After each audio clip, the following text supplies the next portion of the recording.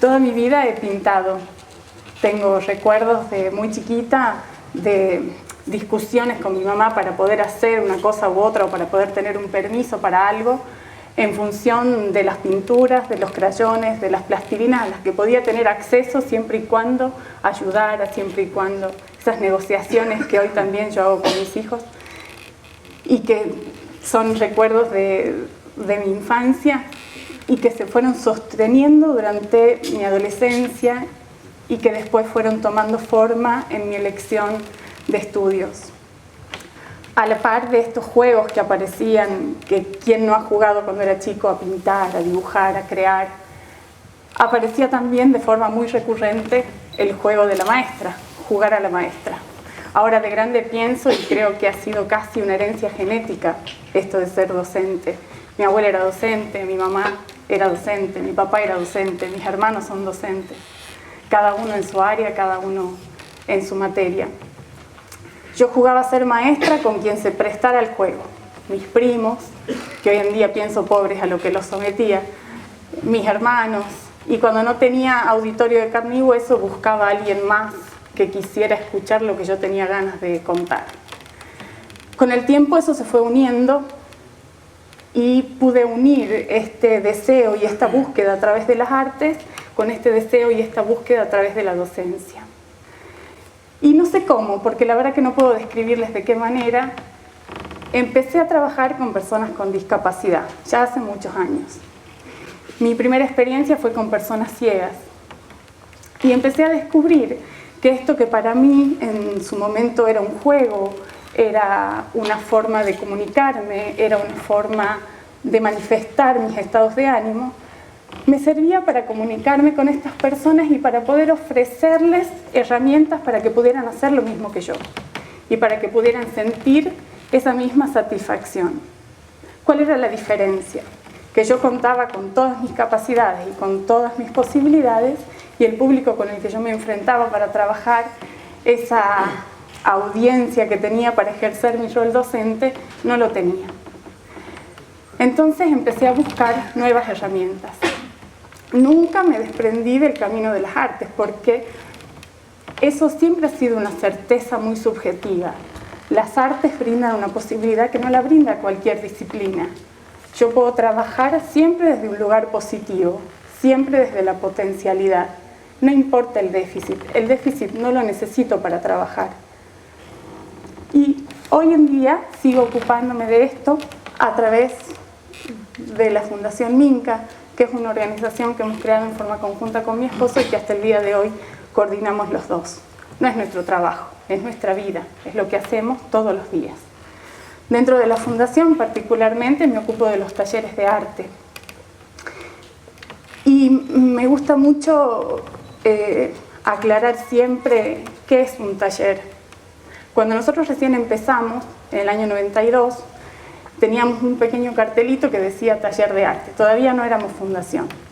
Y era increíble ver cómo la gente se acercaba a preguntar qué hacíamos ahí. Desde si arreglábamos planchas, porque éramos un taller, si teníamos algún tipo de service, porque éramos un taller, y muy poca gente entendía que lo que hacíamos ahí adentro era arte. El taller, más allá del espacio físico, es un abordaje metodológico de trabajo, donde uno como docente, a ver, vamos a hacer un poco de memoria. Yo soy más grande, pero acá la mayoría de ustedes son jóvenes y hace poquito que habrán terminado la escuela secundaria y se pueden acordar de sus docentes y de cómo eran las clases, ¿sí? Nuestro sistema educativo genera un tipo de docente que no se cuestiona, que es dueño del saber y que lo que dice ese docente, el alumno recibe usualmente en forma pasiva y tiene que repetir después para poder aprobar y para poder acceder y para poder ir pasando grado a grado estas instancias que nos plantea nuestro sistema. El taller es todo lo contrario a esas aulas. Si ustedes piensan en las horas de plástica que tenían en la escuela, seguramente la mayoría de ustedes las asociará casi con la hora libre que teníamos, ¿no? En ese momento. Por ahí uno esperaba la hora de plástica porque era el momento en el que podía conversar con el compañero, dibujar, uno estaba más relajado, no había que contestar preguntas convergentes, digamos, con un solo resultado para el estímulo que el profesor planteaba, sino que era un espacio lúdico y un espacio que nos permitía otro tipo de desarrollo. Lamentablemente, cuando pasan los años uno se da cuenta que ese espacio no lo aprovechó como tal, porque en realidad eso que muchas veces aparece como una debilidad de estas asignaturas es su mayor fortaleza, porque a través de las artes uno aprende de manera relajada, y cuando uno aprende de manera relajada y de manera placentera, aprende más, y cuando uno aprende más, el desarrollo se incrementa instantáneamente. Les decía recién que nosotros trabajamos en un taller no solo como espacio físico, sino como abordaje metodológico. Nosotros no somos o no nos consideramos docentes, sino coordinadores de un proceso. Cada tarde, cuando yo trabajo con mi grupo de alumnos, les puedo asegurar que es una clase diferente, porque todo surge de la construcción y del encuentro. Si bien uno como coordinador lleva una idea o lleva una propuesta de trabajo para hacer con los chicos, es solo del encuentro y es solo del intercambio de donde van a surgir las producciones de cada uno de ellos. Si yo ahora pudiera repartirle a cada uno de ustedes un papel y un lápiz y les pidiera que dibujaran una figura humana o un retrato, les puedo asegurar que al recoger todos los papeles no encontraríamos uno igual. Y esa es una de las grandes ventajas del trabajo desde las artes. Cuando nosotros damos una consigna de trabajo, vuelvo a la misma, una figura humana, el estímulo es el mismo para todos los chicos. Uno puede como coordinador mostrarle láminas de pintores famosos y mostrarles distintas herramientas y distintos materiales con los que pueden trabajar, ofrecerle texturas, ofrecerle distintos recursos a la mano para poder hacerlo, pero el estímulo fue el mismo y el resultado completamente diferente en cada caso. Pero no por diferente, ahí está, pero no por diferente menos valioso. Trabajar desde las artes permite esto, frente a un estímulo, diversidad de respuestas. Y todas esas respuestas ricas, válidas, acordes al estímulo planteado. Las artes plásticas posibilitan el ingreso de la información a través de todos los sentidos. Los niños pequeños, cuando empezamos, digamos, nuestras primeras etapas de desarrollo, lo primero que se pone en juego es la parte sensorial, la parte perceptiva. Y si ustedes se ponen a pensar y piensan en su trayectoria escolar y si están en la universidad, ahora cómo se plantean sus distintas instancias de estudio, se van a dar cuenta que salvo en instancias de juego, en instancias de creación, en instancias de dibujar o de poner en práctica otras habilidades, los sentidos están completamente olvidados. Y si yo trabajo con personas que tienen afectado uno de los sentidos y solamente priorizo, por ejemplo, una información de tipo auditiva o una información de tipo visual, siempre voy a estar poniendo a esa persona en desigualdad de condiciones. Trabajar desde las artes me permite equiparar esa desigualdad de oportunidades, esa desigualdad de potencialidades. Y cuando yo les decía hace un rato, uno como coordinador de taller no es el docente dueño del saber. Uno como coordinador de taller es el medio para que ese alumno que está trabajando conmigo logre lo que se propone. ¿Qué tratamos de propiciar? Que ese niño, que ese joven, que ese adolescente pueda volcar desde la sustancia verbal, si lo puede hacer, o desde la materia bruta, la idea de lo que quiere producir. Y uno como coordinador, o por lo menos eso es lo que yo siento, que cada tarde tengo el privilegio de volverme muchas veces la mano de un niño,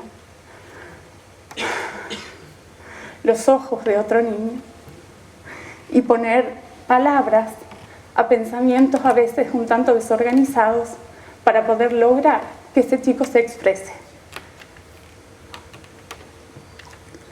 Las artes son muy generosas en herramientas. A ver. No han visto una cara igual, ¿no es cierto? En todas las presentaciones. ¿Sí?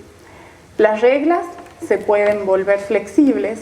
Las tijeras pueden servir para trabajar de a dos. Los pinceles se pueden adaptar, pueden volverse de mangos más gruesos, de mangos flexibles, de mangos más anchos. nos dan una infinita posibilidad de materiales para poder trabajar y para poder muchas veces ocupar el lugar que la naturaleza no dio a esa persona. Todo en pos de que esa persona se exprese, de que esa persona se comunique, de que esa persona tenga la oportunidad de decir quién es.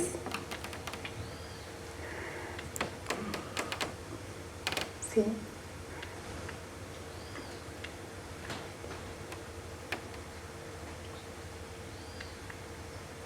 Nuestro taller está lleno de colores. Yo tengo la suerte de seguir jugando como cuando era chica, a modelar, a pintar, a coser, para dar vida a todas estas cosas.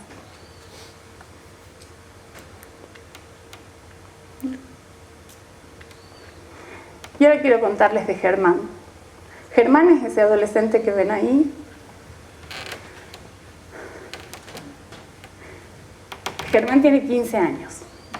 Tiene una patología muy compleja que le impide permanecer mucho tiempo en lugares donde hay mucha gente, que le impide excitarse más de la cuenta, que le impide angustiarse, porque frente a los extremos de sus sentimientos, Germán tiene crisis. Crisis que lo dejan hemipléjico, cuadripléjico por un tiempo y que le provocan mucho dolor. Germán es un joven que sufre mucho su diferencia. Muchos de estos chicos, desde que nacen, atraviesan, muchos lugares que la mayoría de nosotros no hemos visitado. Consultorios médicos, consultorios fonoaudiológicos, centros de pedagogía especial, terapia ocupacional. Las tardes, que por lo menos yo recuerdo, volvía de la escuela, hacía mi tarea y después me quedaba toda la tarde para jugar, para compartir con mis hermanos, con mis primos, con mis vecinos. Las tardes de estos chicos están plenamente ocupados de sus terapias. Normalmente son los adultos que están alrededor de ellos los que van tomando decisiones por ellos. Los que dicen, bueno, hoy vas a hacer esto y no, esto es mejor para tu desarrollo. En este momento hay que hacer esta terapia porque es lo que más sirve para tu estimulación. Y muy pocas veces tienen oportunidad de decidir por ellos solos. ¿Y qué otra cosa es la libertad sino la posibilidad de decidir sobre nosotros mismos? Germán encontró a través del arte esa posibilidad. Y la verdad que yo me siento honrada de poder acompañarlo en este proceso. Este año hizo su primera exposición de arte. Él tiene intereses muy claros. Le gusta el fútbol y le gusta la religión. Entonces sus cuadros fluctúan entre imágenes religiosas y un Cristo con la bandera de Atlético. Tiene mucha claridad en sus ideas, le cuesta organizarlas. Y en eso es donde nosotros vamos ayudando, en donde nosotros somos puente para que él logre lo que finalmente quiere decir. Cuando hoy le preguntamos a Germán, ahí está, ¿ven? El Cristo, ¿cómo era? El Cristo de los escudos. Es muy complicado a veces entender qué es lo que él quiere hacer, pero bueno, a veces llegamos a buen final y a veces, como por ejemplo esta pintura es La Última Cena. Germán, en esto que tiene de intereses, bueno, es fanático de Atlético, entonces va al club y participa en distintas actividades, y también concurre a un grupo religioso que se llama Apóstoles de Lourdes. Entonces veníamos de hacer muchas pinturas de escudos. Entonces, bueno, a ver, Germán, vamos a empezar una pintura nueva, ¿qué vamos a hacer? Y él me dice, o por lo menos yo creo entender, algo sobre los escudos. Entonces yo le dije, no, Germán, me cansé de hacer escudos, vamos a pensar otra cosa. Está bien. Y entonces logro entender algo sobre los apóstoles. ¿Qué puedo haber hecho mi cabeza de licenciada en artes? Pensar en Leonardo da Vinci. Le dije, bueno, a ver, hay un pintor que se llamaba Leonardo da Vinci que hizo una pintura muy famosa que se llamaba La Última Cena, donde aparecen todos los apóstoles. ¿La conoces? No, no la conozco. Bueno, vamos a buscar los libros, empezamos a ver, y de ahí surge esta pintura, y que se llama La Última Cena, que fue, a ver, ¿cómo se dice? La obra más despreciada de su exposición. Y cuando terminamos de hacer la pintura, le preguntamos: Germán, ¿estás contento? ¿Te gusta lo que quedó? Y nos contestó: sí, pero yo quería hacer el escudo de los apóstoles de Lourdes. Pero bueno, esto fue lo que salió. A veces nos pasan estas cosas de desinteligencia en los mensajes. ¿Sí? Bueno. Y para cerrar, quiero presentarles a Juan. Juan tiene 9 años.